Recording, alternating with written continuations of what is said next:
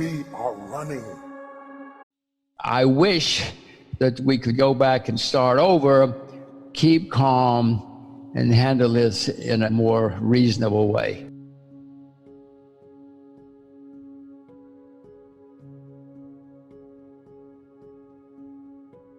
The politicians are printing staggering amounts of money, spending staggering amounts of money. Every day in Japan, the Bank of Japan goes, the head cranks up the printing presses, prints money as fast as he can. I mean, the U.S. is the largest debtor nation in the history of the world. And look what we're doing, another few trillion. I mean, I feel sorry for everybody in the U.S. I feel sorry, my kids, young people in the U.S., Robert, I don't know how they're going to cope. In 1920, the UK was the richest, most powerful country in the world. There was no number two. And then they started doing the same thing. You know, they went nuts, and now the UK is not even in the top 20 anymore.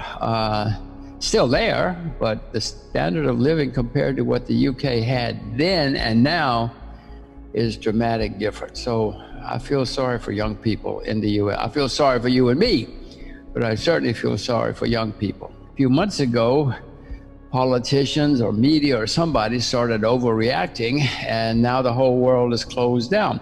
Sometimes the cure is worse than the disease, and that's what seems to be happening now, if you ask me. Do not think that I'm saying it's wonderful to get the virus. Do not say I think it's wonderful to be sick or to die. I'm certainly not, and I'm in the age group which would be most vulnerable. But if I ignore facts, if we all ignore facts, we're going to be in serious trouble.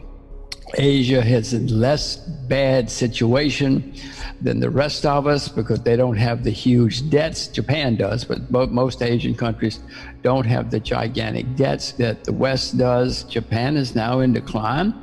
You know, the debt skyrockets every day. The population goes down. The population has been declining for 10 years. They won't have babies. They don't like foreigners, so they won't have immigrants. It's not going to be good, but it's not just Japan. Western countries, you see what's happening in some Western countries now. Even Germany, Robert, even German cities, some of them are in trouble now. Yeah, we worry about Illinois. Germany, you know, when I was a kid, there was nothing sounder than Germany or Switzerland. Now they're both going nuts. So do you have any words of wisdom or prophecy or encouragement or?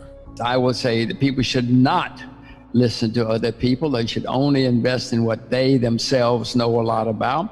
I've been buying gold and silver again for a few months now. I own a lot of US dollars. I just gave you reasons that the US is in trouble and getting worse. So you will probably say, why do you own US dollars? It's unsound, but I own it because in times of turmoil, people look for a safe haven. And the US dollar is considered, for historical reasons, a safe haven. And then you look around and not going to buy the euro or the pound or other things. So I own a lot of US dollars. It's going to get overpriced. It might turn into a bubble, at which point I hope I'm smart enough to sell and put my money somewhere else. You know, looking at the world from where you see it today in the world economy, do you have any suggestions on how a person prepares for this brave new world we've just entered? What they need to do is become knowledgeable about what's going on. You must, in 2020, become knowledgeable about what's happening out there, because it's very important, especially now. As Robert says, this has never happened before. Once you become knowledgeable, then you're going to say, oh my God, then you're going to get worried. Then you're going to get extremely worried. And once you get extremely worried, then you will start to prepare and get ready. We are running out of time.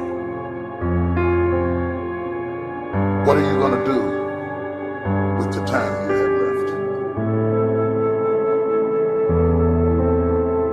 I say that if you don't reposition yourself, you could miss the best time in your life in this season.